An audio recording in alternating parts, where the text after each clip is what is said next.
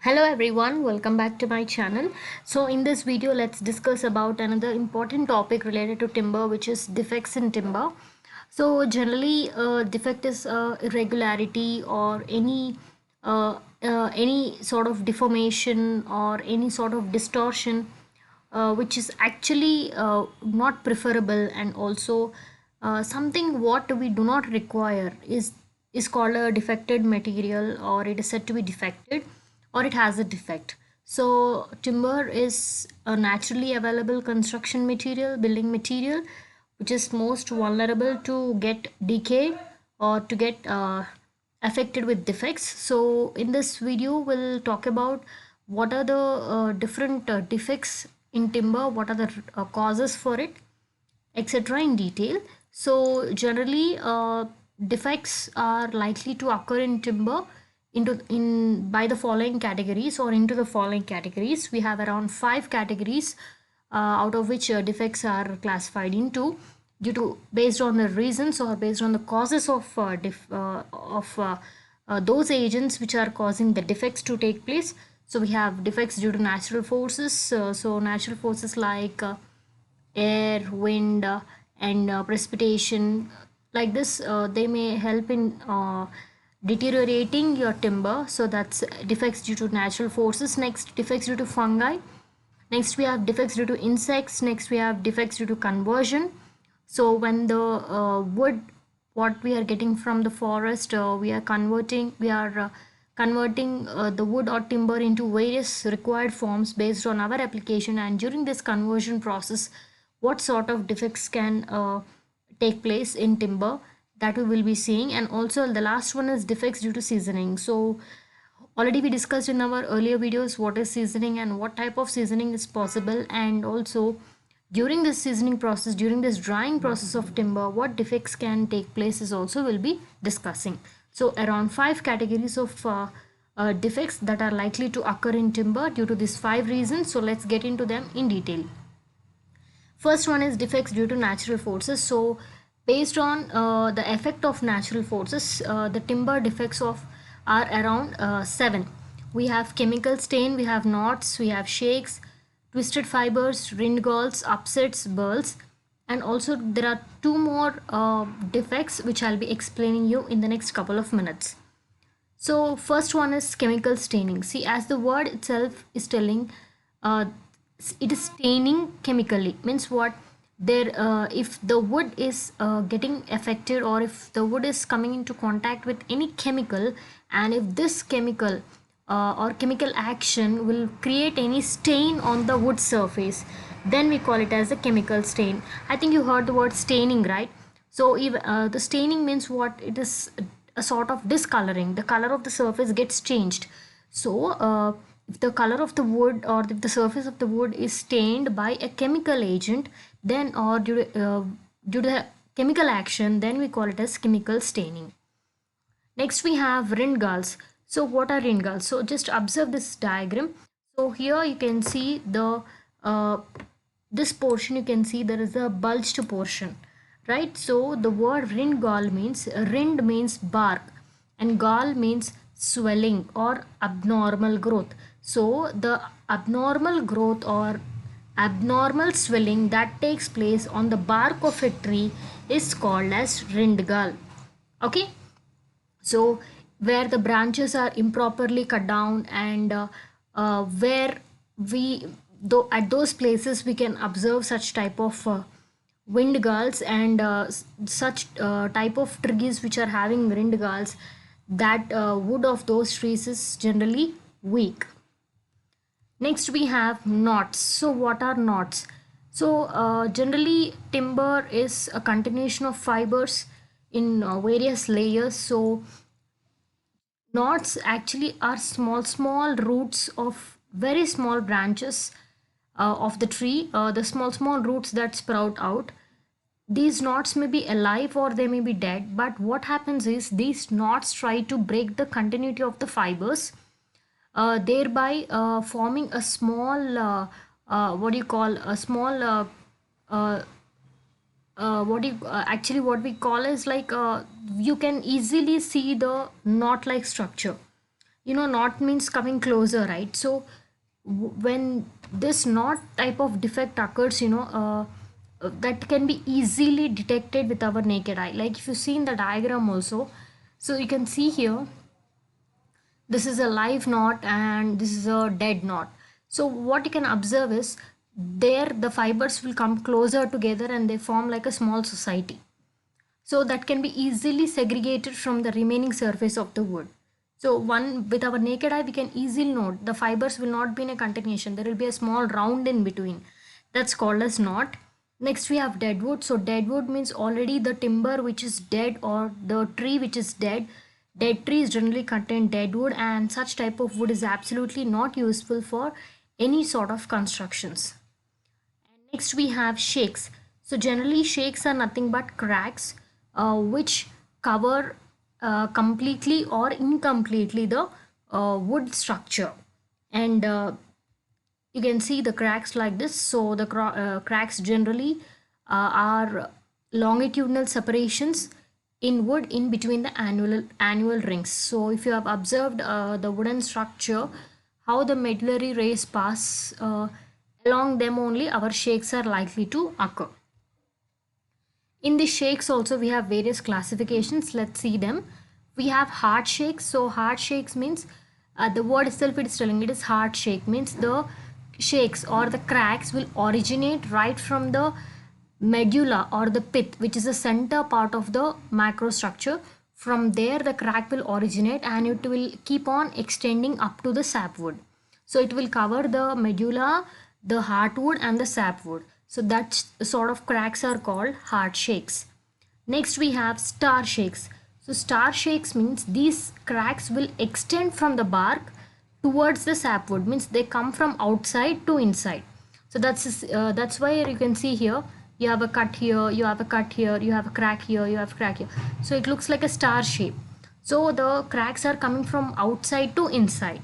Next we have cup shakes. So we in the microstructure video I have shown you the annual rings. So the annual rings are those which represent the age of the tree. So these annual rings, along the annual rings we have this cup shakes which occur.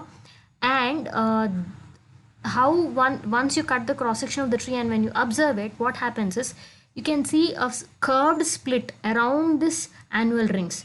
Means you can see a cup like rings. Not, you cannot see smooth rings. You see a unusual unequal growth of the rings. That's called as cup shaking.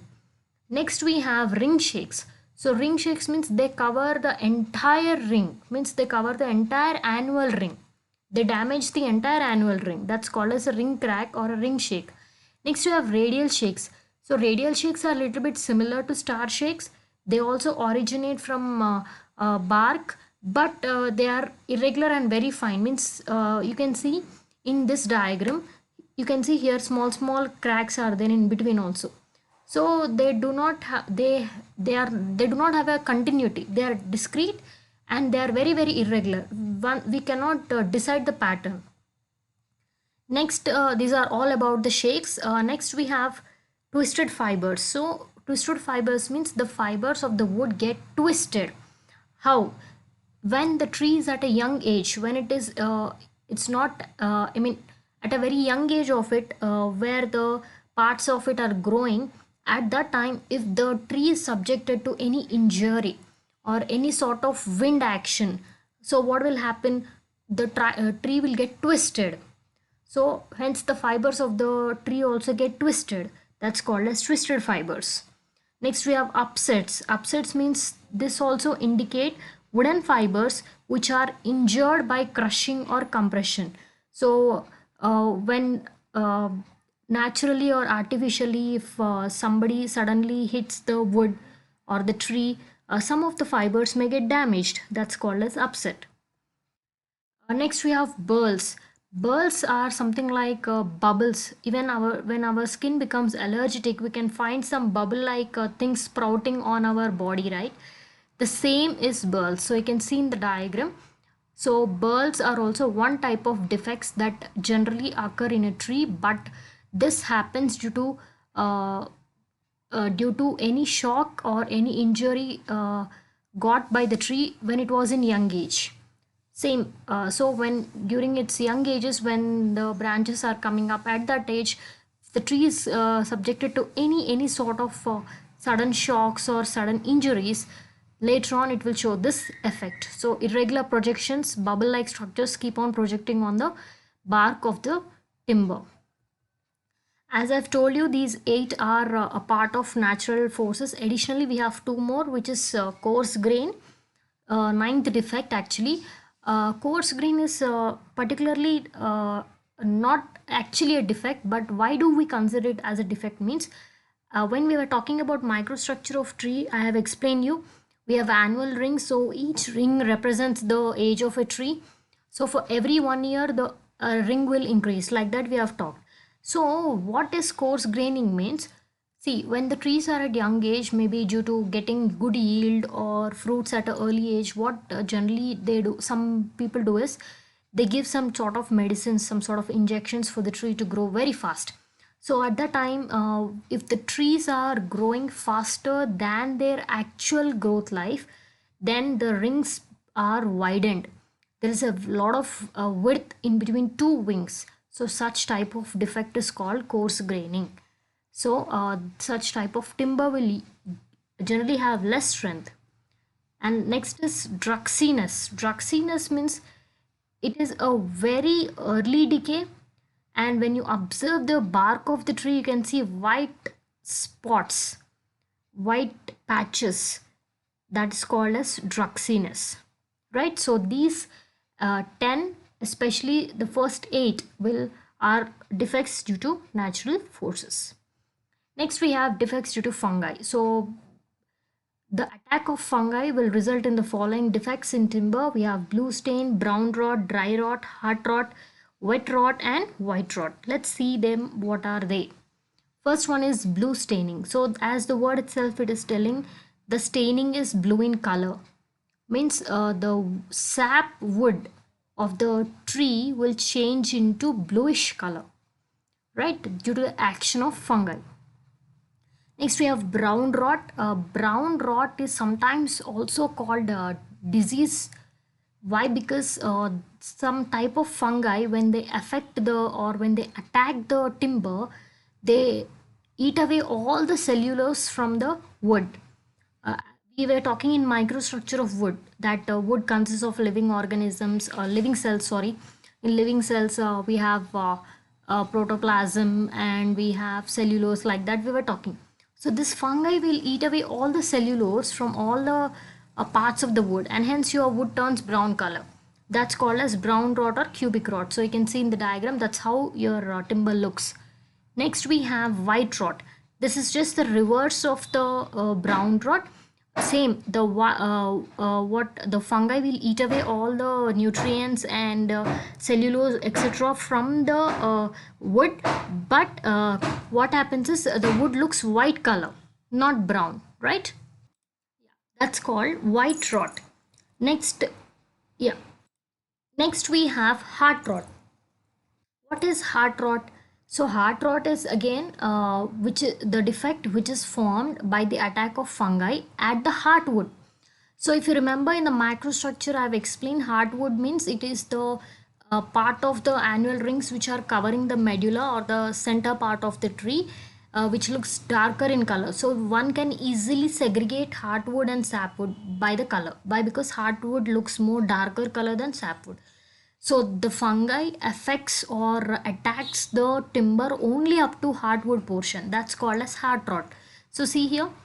So this is the complete hardwood portion and you can see there is complete defect here. That's called heart rot. Next we have wet rot. So wet rot means the fungi starts decomposing your timber and they convert your timber into powdered form. Next is dry rot. Even the fungi which are eating wood as their food, they keep always feeding on the wood and they try to yield out dry powder, and that's called as dry rot. So there's a pretty small difference between wet rot and dry rot. So in wet rot, the fungi will decompose the wood and it will convert the wood into grayish brown powder. Whereas in dry rot, they generally eat away the wood and They just give out the original powder or original color. The powder whatever you see, that will be original powder of the color of the wood. That's called as dry rot. Next we have defects due to insects. So we have three types of agents which are causing this. We have beetles, marine borers, and termites. Coming to beetles, so beetles are in small insects. Even though they are small insects, they are capable of making pinholes. You can see the small holes are made into the wood. You can see the third diagram here, and around 2 mm diameter they can dig the holes. And when they dig the hole, they try to give out or they try to convert your standard wood into powdered wood. So they defect or they cause damage to your concrete in this way, sorry, your wood in this way. Next we have marine borers. So these type of insects are generally observed in salt water. So any wood constructions in salt water or sea water, one has to be careful with these marine borers. So what they do is they make holes into the wood just for taking shelter. So you can see bores means they are the holes made by this, so that's why they are called marine borers. So the holes will be around 25 mm in diameter, means around 2.5 centimeters in diameter and 60 mm deep or 60 mm long. So imagine they make good amount of holes, thereby deteriorating your wood. So when ships and boats move into salt water, one has to be careful with these marine borers. Next we have defects caused due to termites. So termites, I think most of you people observe this in olden houses which are constructed with wood. Termites effect is there. Termites are also called white ants. They are, once your wood is affected by termites, it's very impossible to control. They doesn't take much time. They eat away the wood very fast. They make tunnels inside the wood, and they do not disturb generally the outer part. They enter inside and they start eating away the entire inside portion of the wood. Outside looks good, but once you touch it or physically when you apply some load, there will be nothing inside. So completely the wood fails. Next is defects due to conversion. So in the process of converting the timber to application purpose, so some defects may happen like chip mark, diagonal grain, and torn grain. Let's see them. So first one is chip mark. I'll explain you first chip mark. So chip mark is nothing but it is a defect which is indicated by a mark placed on finished surface of timber. So during the process of converting, if there are any marks like a nail mark or any hammer mark, it will show some depression on the surface of the wood. That's called as chip mark. Next we have diagonal grains. So diagonal grains are generally formed if the wood is not cut properly, if it is not sawed properly. Means generally if you observe the second diagram at this part, see here, the surface is not exact. Means when you're cutting the wood with the help of a saw, sometimes the sawing may not happen properly. At that time some grains are left over. Such type of damage is called as diagonal grain. And last we have torn grain. So any sharp instrument or any equipment falls on the timber, what will happen is some of the grains of the timber will generally cut off. Okay, they get damaged, they get torn away, then that is called as torn grain. So chip mark and torn grain look identical, but there is a difference. Here in chip mark, the fibers do not get cut away, they are not torn, they don't get teared, but just a small depression is made. But here in torn grain, similarly a small depression is made, but the fibers are cut, they are torn. Okay, so there is no continuity. Next we have last one, which is defects due to seasoning. So seasoning is the process of drying timber or removing moisture from the timber. During this process also we may have some defects, like first one is bow. So bow means, I think you know this, playing we have bow and arrow, right? So bow is a curved shaped element. So like that, bow shape, the timber will get a bow shape, right? This is one of the defect due to seasoning. Next we have cup shape, means it's exactly the reverse of bow. So a cup like curvature will come along the direction of timber. Next we have twisting. So during the seasoning process, your wooden fibers may get slightly twisted also. Next, we have check. Check is nothing but it is a crack which is formed on the wood, but it may not extend to the surface. If it is there on the surface, we may not see it inside, but if it is there inside, we may not see it outside. Means a very short length cracks. And also next we have splitting. So splitting means the crack will extend to the entire end of the wooden piece. Means right from the beginning to end, it will completely give a crack. Next we have radial shakes, which we have already discussed. So which run all in the radial direction all over the wooden cross section. This is not only due to natural sources, it may happen due to seasoning also. And last one we have collapsing. So the wood may ultimately collapse due to uneven drying. Means uh, due to alternate wetting and drying. Like for example, if your whatever way of seasoning you are preferring, but if the wood is not properly seasoned, still half part of the wood is having moisture, half of the part is not having moisture. If it's not properly dried, then it may not take a good amount of loading, it may collapse very easily. So these are the different types of defects in timber. Let's see some important causes. First one is bad storage. Next we have alternate wetting and drying. Next we have presence of insects. This is what we have discussed. Next, keeping timber in contact with damp wall and damp floor. So even during the seasoning process, we have told that for air seasoning, we have to create a platform, and on that only we are putting the wooden logs in the form of in a particular pattern, and we are drying them. So the floor is damp, or else if the a wall is also damp, again the timber will start absorbing moisture. Improper seasoning and also using of timber without removing the sapwood, means without removing the moisture. Next, presence of fungi. Even if there is fungi, decaying will start very quickly. Next, due to shocks or injuries received at a young age, we have already seen this is also one of the reason. Next, using of unseasoned timber. So directly if you are using timber from its origin point, then it's not helpful. Even you may apply a preservative also, it doesn't give a durable timber. Even though you are using a seasoned timber also, if you are not applying a preservative, later on it will get decayed. So that's all is about defects and decaying of timber. Hope you understood the video.